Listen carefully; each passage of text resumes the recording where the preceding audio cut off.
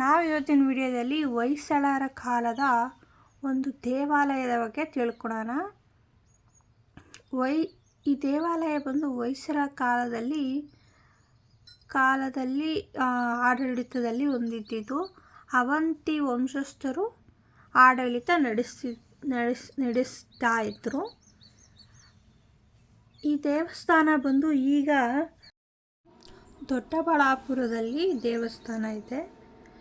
ಶಾಂತಿನಗರದಲ್ಲಿರುವ ಶ್ರೀ ಮುತ್ಯಾಲಮ್ಮ ದೇವಿಯ ದೇವಸ್ಥಾನ ತುಂಬ ಪ್ರಸಿದ್ಧವಾದ ದೇವಸ್ಥಾನವಾಗಿರುತ್ತದೆ.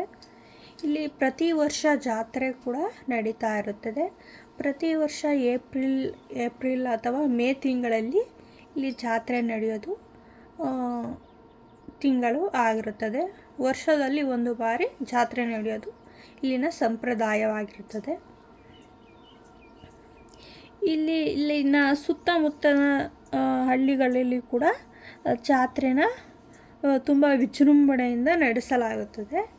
ಇಲ್ಲಿ ಸುತ್ತಮುತ್ತಲ ಹಳ್ಳಿಗಳಂದರೆ ಕೋಡಿಹಳ್ಳಿ ಮತ್ತು ದರ್ಗಾಜೋಗಲ್ಲಿ, ರೋಜಿಪುರ ಸೇರಿದಂತೆ ಸುತ್ತಮುತ್ತಲಿನ ಗ್ರಾಮಸ್ಥರು ಈ ದೇವಿಗೆ ಹೂವಿನ ಆರತಿ, ರಥೋತ್ಸವ ಮಾಡುತ್ತಾರೆ. ಇಲ್ಲಿ ಹಗಲು ಜಾತ್ರೆ ಆಚರಿಸಲಾಗುತ್ತದೆ. ಇಲ್ಲಿ ದೇವಿಗೆ ಪ್ರಮುಖವಾಗಿ ಏನು ಪ್ರಸಿದ್ಧ ಅಂದರೆ ಜ್ವರದ ಪ್ರಸಿದ್ಧ ಆಗಿದೆ.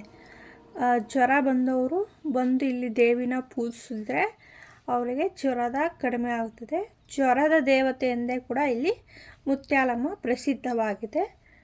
ಚಿಕ್ಕ ಮಕ್ಕಳಿಗೆ ಮತ್ತು ಇಲ್ಲಿ ನವರಾತ್ರಿ ಸಮಯದಲ್ಲಿ ಕೂಡ ದೇವಿಗೆ ನವರಾತ್ರಿ ಅಲಂಕಾರಗಳು ನಡೆಯುತ್ತಾ ಇರುತ್ತದೆ.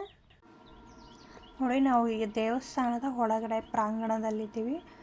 ಸುತ್ತು ಆರತಿ ನೋಡಿ, ಹೂವಿನ ಆರತಿ ಮಾಡಿದ್ದಾರೆ ಎಲ್ಲರೂ. ಹೊಂಬಾಳೆ, ಹೂವಿನ ಆರತಿ ಎಲ್ಲ ದೇವಿಗೆ ದೇವಸ್ಥಾನದ ಸುತ್ತ ಆರತಿ ಮಾಡ್ಕೊಂಬಂದು ದೇವರಿಗೆ ದೇವಸ್ಥಾನದ ಸುತ್ತಾಕ್ತಾ ಇದ್ದಾರೆ ಎಲ್ಲರೂ.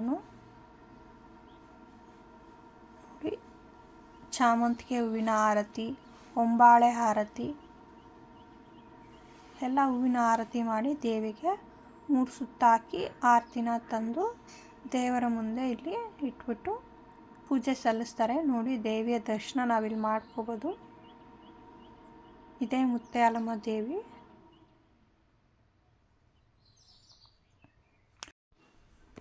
ಇದೇ ವರ್ಷ ಏಪ್ರಿಲ್ 27ರಂದು ಇಲ್ಲಿ ಜಾತ್ರಾ ಮಹೋತ್ಸವ ನಡೀತಾ ಇರೋದು.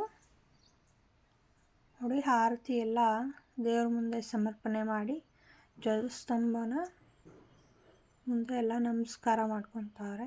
ನಾವು ಕೂಡ ಈ ಧ್ವಜಸ್ತಂಭ ನೋಡಿ ದೇವಿಯ ದರ್ಶನ ನಮಗೂ ಆಗಿದೆ ಎಂದು ಭಾವಿಸೋಣ. ನಿಮ್ಗೆ ಈ ವಿಡಿಯೋ ಇಷ್ಟ ಆದರೆ ಲೈಕ್ ಮಾಡಿ, ಶೇರ್ ಮಾಡಿ, ಸಬ್ಸ್ಕ್ರೈಬ್ ಮಾಡಿ. Thank you for watching. ಗೋಪುರ ಮತ್ತು ಧ್ವಜಸ್ತಂಭ ನೋಡಿ ನಮಸ್ಕಾರ ಮಾಡ್ಕೊಳ್ಳಿ ಎಲ್ಲರೂ, ಒಳ್ಳೆಯದಾಗುತ್ತೆ.